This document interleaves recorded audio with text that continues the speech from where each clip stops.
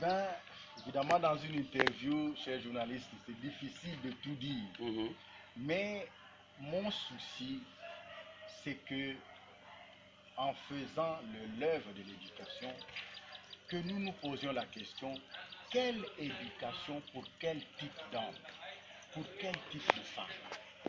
C'est tout un projet. Quel type d'homme, quel type de femme nous voulons former, nous voulons éduquer? Eh bien, dans cette recherche, moi comme votre pasteur, comme le pasteur de l'église de Dieu qui est à Boudjala, je pensais que nous pouvons commencer par certaines valeurs évangéliques, des valeurs humaines, je dirais. Et je pensais que c'est peut-être commencer par la valeur de la vérité. Parce que j'ai comme l'impression que nous tous, peut-être moi aussi qui vous parle, mais nous tous, nos prêtres, nos religieux, nos religieuses et nos laïcs, peut-être que nous avons des problèmes par rapport à la vérité. Aimer la vérité, dire la vérité et défendre cette vérité. Alors, moi j'ai pensé que notre éducation devrait insister sur cet homme-là, un homme qui aime la vérité. Quand c'est rouge, c'est rouge. Quand c'est rouge, ce n'est pas vert. Un homme qui aime dire la vérité. Une femme qui aime dire la vérité. Et qui défend cette vérité. Est-ce que ce n'est pas ce qui nous joue de mauvais tours dans notre pays? Nous voulons voiler la vérité. Beaucoup de gens ne peuvent pas mourir pour la vérité. S'il doit se sauver pour dire un mensonge, il va le faire. Non. Moi, j'ai pensé que nous allons commencer par ces trois actions-là, essayer de les inculquer à l'enfant. Parce que c'est le responsable de demain. Ce n'est pas la seule valeur, naturellement. Il faut commencer par quelque part. Si, après quelques années, nous évaluons, nous voyons que, bon, une animation a été faite là-dessus, nous pouvons prendre une autre valeur. Voilà un peu. Merci beaucoup, Excellence Monseigneur. Excusez-nous de vous poser une toute dernière question. Face à la dégradation du système éducatif, malgré toutes les réformes qui sont dans notre pays actuellement, quels sont les critères que vous édictez actuellement pour nos écoles catholiques? Et en plus de cela, face au vide créé par la pandémie à coronavirus et en même temps précédée par les effets inouïs de la gratuité, quelles mesures préconisez-vous pour pouvoir remédier à cela? Merci, monsieur le journaliste. Eh bien, l'éducation, c'est une œuvre grandiose. Comme j'ai dit, c'est pour préparer l'avenir de notre pays. L'éducation, j'allais dire, c'est peut-être la colonne vertébrale d'un pays. Parce que j'ai eu la chance d'avoir ou de voir dans certains pays comment ces pays qui ont avancé, les États-Unis, le Japon et j'en passe, c'est grâce à leur système d'éducation qu'ils ont réformé, qu'ils sont devenus ce qu'ils sont aujourd'hui. Eh bien, j'ai l'espoir, j'ai l'espérance que si nous réformons sur notre façon de voir notre éducation, que ça pourra marcher dans l'avenir. Alors, s'agissant des méfaits, s'agissant des conséquences négatives, j'allais dire surtout de la pandémie à coronavirus, eh bien, vous savez que nos enfants n'ont suivi que 27% du programme national dans nos écoles pendant toute l'année scolaire passée 2019-2020. C'est grave. Quelle vie! Quelle vie! 73% du programme n'a pas été vu. Eh bien, comme je vous l'ai dit au début, c'est à cause de cela que j'ai dit, nous devons évaluer. Nous avons évalué, on a vu qu'il y a un vide. Je préconisais une petite mesure, je ne sais pas si ça sera suffisant, mais je trouve que c'est nécessaire de le faire. Eh bien, je préconise une vacation, une double vacation au premier trimestre de cette année scolaire en cours, 2020-2021, un mois que nos enseignants consentent à ce sacrifice, qu'ils donnent cours à nos enfants l'avant-midi et l'après-midi, pour essayer de combler ce vide-là.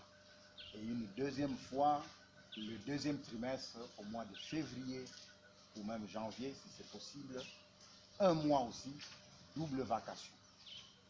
Avant-midi, après-midi. Naturellement, nous ne sommes plus habitués à cela, mais comme j'ai dit, c'est pour nos enfants. Que l'enfant soit au centre. C'est pour combler, c'est un temps soit peut combler ces vides-là. 73% du programme n'a pas été vu.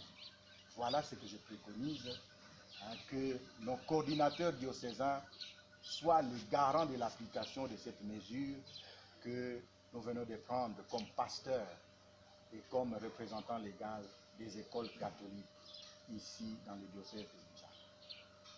Tata Monseigneur Masolobi, to kosenga na yo kosaila biso ma résumé muke na lingala pona ba mama kulutu pe bayeba kolonga te koyoka biso na minoko ya banoko.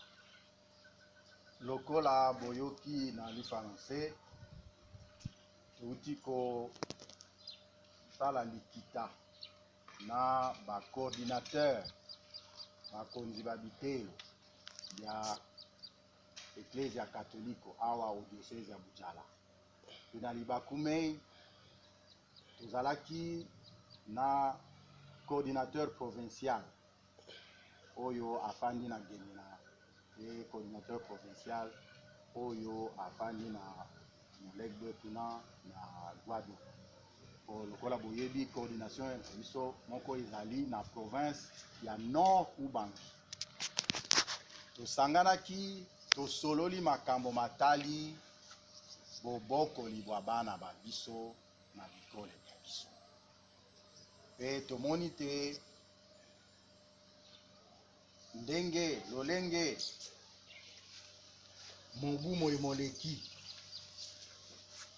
esika tozwaki likama linene ya bokono bwa COVID-19 mateya mapesami malamu te. Bapesi be ndamu na yango ezali ma. Pe bino baboti bozali kosepela na bilembo bie bapesi na bana babiso basali TENAFEP baye basali examen d'état bozali kosepela bana balongi kasi ngai episkopo wa bino nazali kondima bilembo bie wana te po mateya ni te. Bongo mamekano maye bapesi ba examen bapesi yango likolo ya nini na yango. Soko tolingi bana babiso, soko tolingi solo mboka ya biso, bana babiso bayeba kozala lobi na ndele ba responsable babiso te bazala batu bantina bazwi mateya basenge kozwa po te lobi esalisa bango po ya koyangela mboka ye po kozala ba responsable yango na mituni te nasala nini tosala nini po te